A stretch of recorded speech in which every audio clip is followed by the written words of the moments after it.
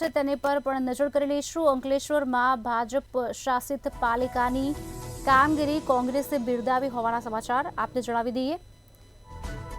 Ward number 8માં drainage line નાખવાના કાર્યનું ખાતમુહૂર્ત કરાયું, ત્યારે 34 લાખના માતબર ખર્ચે ડ્રેનેજ લાઇન નાખવામાં આવશે।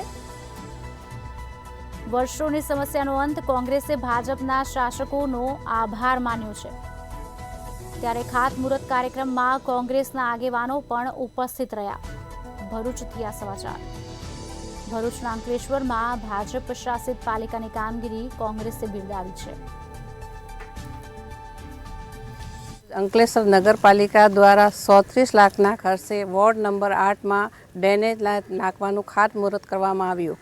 આ ખાતમુહૂર્તમાં શહેર પ્રમુખ નરેન્દ્રભાઈ ને નગરપાલિકાના સભ્યશ્રી અને ભાજપાના હોદ્દેદારો હાજર રહ્યા હતા।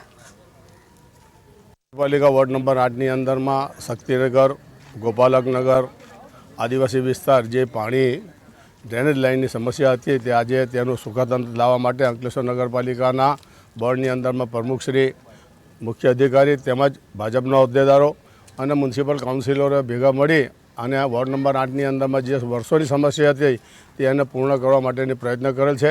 આજે એનું ખાતમુહૂર્ત થયું છે। હું વોર્ડ નંબર 8ના સભ્ય બક્કુભાઈ પટેલ અને હું જહાંગીર પઠાણ આ લોકોનું બોડી મંડળનું અને ભાજપના કાર્યકરોનું હું આજે આભાર માનું છું કે એ લોકોની વર્ષોની સમસ્યા આજે દૂર થઈ છે।